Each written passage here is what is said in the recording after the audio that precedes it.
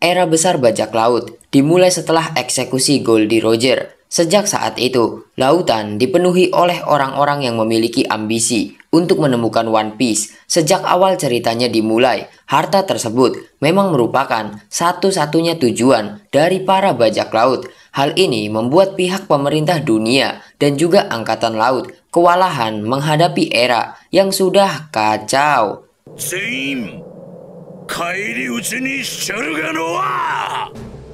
Namun, setelah 20 tahun ceritanya terus berjalan, dan setelah Luffy mengatakan jika dia memiliki impian lain, One Piece bukanlah sebuah akhir. Pada saat Goldie Roger menemukan dan membaca semua poneglyph yang dia temukan di Laugh Tale, sejarah yang disembunyikan mulai diketahui oleh beberapa orang. Roger mengetahui semuanya, seperti apa yang terjadi pada 800 tahun yang lalu, arti dari tekad D, dan bagaimana dunia tercipta. Hal ini membuat pihak pemerintah dunia lebih ketakutan. Siapapun yang ingin mencoba mencari tahu hal tersebut, maka mereka akan dicap sebagai penjahat paling berbahaya. Pemerintah dunia sudah mengambil beberapa tindakan untuk mencegah hal ini terjadi, seperti insiden Ohara dan juga apa yang sudah terjadi di Egghead. Tetapi ancaman dari beberapa kelompok belum bisa mereka lenyapkan sepenuhnya. Kali ini, Anime Multiverse akan membahas semua pihak yang menjadi ancaman besar bagi pemerintah dunia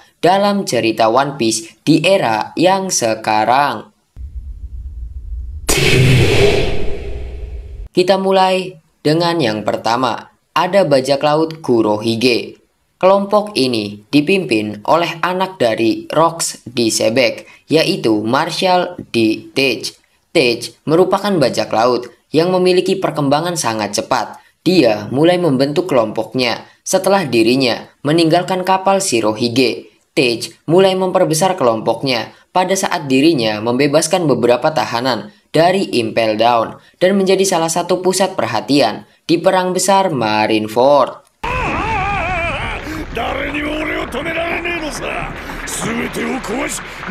Kemudian, beberapa waktu setelah perang Marineford, Teach dianggap sebagai salah satu dari Worst Generation. Kemudian dia juga diangkat sebagai salah satu dari Kaisar Lautan dan dianggap sebagai salah satu orang yang paling dekat dengan One Piece. Namun, hal ini bukanlah tujuan utama yang ingin dia capai.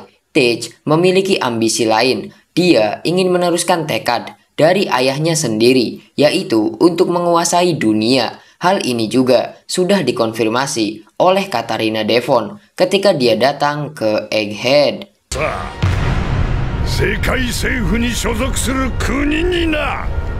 Hal ini menjadi salah satu alasan mengapa foto Teach berada di kastil bunga. Namun, sampai saat ini, pergerakan Teach untuk menantang pemerintah dunia belum terlalu banyak. Satu-satunya pergerakan yang sudah dia tunjukkan adalah menahan Kobe sebagai alat negosiasi dan sekarang digantikan oleh Garp. Hal ini juga menjadi salah satu hal yang cukup membingungkan. Apa peran Teach di perang puncak nanti? Apakah dia akan ikut melawan pemerintah dunia? Ataukah dia akan berafiliasi dengan mereka untuk melawan Sun God Nika? Yang jelas, Teach akan memanfaatkan semua situasi agar tujuannya tercapai. Teach akan menjadi ancaman terbesar bagi seluruh dunia. Kemudian kelompok kedua, ada bajak laut Akagami. Kelompok bajak laut Yonko yang masih belum tergantikan ini dipimpin oleh Saint Vigarland Akagami no Shanks, salah satu karakter terkuat dalam ceritanya. Shanks mengawali karir bajak lautnya sejak dia masih kecil. Dia menjadi bajak laut magang di kapal Roger. Shanks juga merupakan salah satu kru yang paling dipercaya oleh Roger. Bahkan, kru lainnya juga sangat mempercayai jika Shanks adalah orang yang akan menjadi raja bajak laut selanjutnya. One Piece. Namun, setelah dirinya mendapatkan tato Abyss, setelah dia pergi ke Marijoa, Shanks tak memiliki ambisi untuk mendapatkan One Piece, dan setelah dia bertemu dengan Luffy, Shanks menaruh harapan besar kepadanya untuk bisa menemukan One Piece. Dan sejak saat itu, prioritas utama Shanks mulai berubah. Dia selalu mengawasi pergerakan dari bajak laut Kurohige. Teach.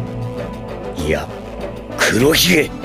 Sejauh ini, tujuan utama dari Shanks masih sangat abu-abu. Apakah dia berada di pihak pemerintah atau tidak? Namun, banyak fans yang meyakini jika Shanks akan membantu Luffy di perang puncak nanti. Hal ini berdasarkan tindakan yang sudah Shanks lakukan. Dia adalah orang yang mencuri Hito-Hitonomi model Nika dari pemerintah dunia. Apalagi Shanks tumbuh besar di kapal Roger. Dia juga mengetahui mengenai beberapa informasi mengenai sejarah yang disembunyikan.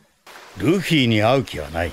Shanks akan menjadi salah satu tantangan terbesar bagi semua pihak, termasuk Im sama. Apalagi sekarang, Shanks memiliki ambisi untuk mendapatkan One Piece dengan seluruh kekuatan dan armada yang dia miliki. Bajak laut Akagami akan menjadi elemen penting di perang puncak nanti. Kita tunggu saja. Kemudian yang ketiga, ada Cross Guild.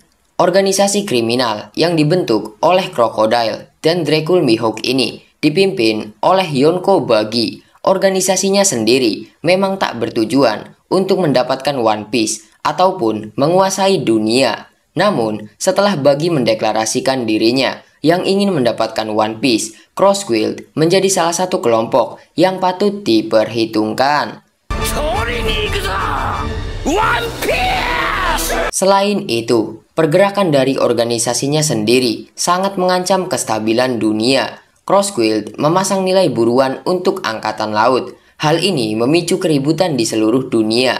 Dan hal ini juga membuat kekuatan dari pemerintah menjadi tidak stabil. Cross Guild merupakan ancaman yang sangat nyata. Apalagi setelah Bagi menginginkan One Piece, Cross Guild akan memiliki peran di perang puncak nanti. Walaupun memang kekuatan kelompok ini bisa dibilang jauh lebih lemah daripada kelompok Yonko lainnya. Namun, sosok Crocodile dan juga Mihawk menjadi kekuatan utama mereka. Selain itu, Cross Guild juga memiliki anggota yang tersebar di seluruh dunia. Dan sampai saat ini, pihak pemerintah dunia masih belum mengambil tindakan atas apa yang sudah Cross Guild lakukan.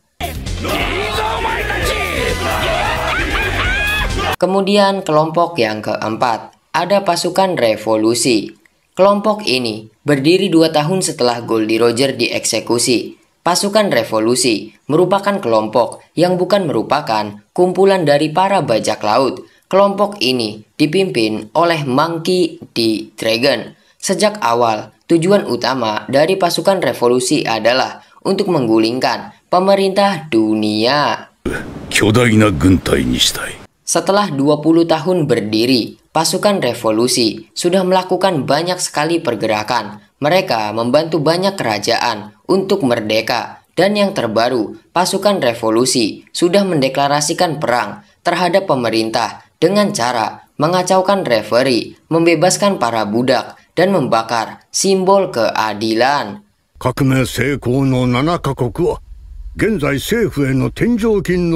Meskipun hingga sekarang Dragon sendiri belum turun langsung, namun pasukan revolusi sudah menjadi perhatian bagi seluruh dunia. Banyak yang menganggap jika Dragon akan beraksi di perang puncak nanti. Namun, Dragon sendiri mengatakan salah satu alasan mengapa dia masih belum bergerak adalah karena kehadiran dari para kesatria suci dan kemungkinan besar jika Dragon masih menunggu waktu yang tepat.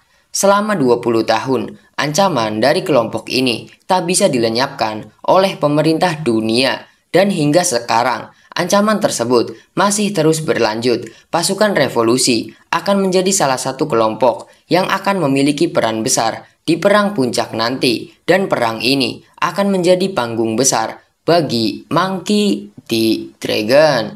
Monkey D. Dragon. Dan yang terakhir, ada bajak laut topi jerami. Kelompok yang menjadi fokus utama dalam ceritanya ini merupakan kelompok yang memiliki perkembangan sangat pesat. Sang kapten, yaitu Monkey D. Luffy, merupakan seorang kaisar lautan. Luffy sudah menjadi ancaman besar bagi pemerintah dunia.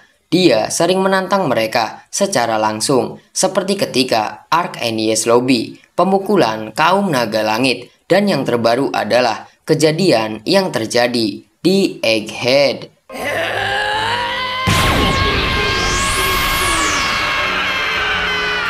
Sekarang, Luffy menjadi prioritas utama dari Imu. Hal ini dikarenakan Luffy merupakan reinkarnasi dari Sun God Nika serta Joy Boy. Hal inilah yang membuat Imu sangat ingin menangkap Luffy. Kemudian, salah satu krunya merupakan ancaman lain bagi pihak pemerintah dunia. Dia adalah Nico Robin, satu-satunya arkeolog Ohara yang selamat.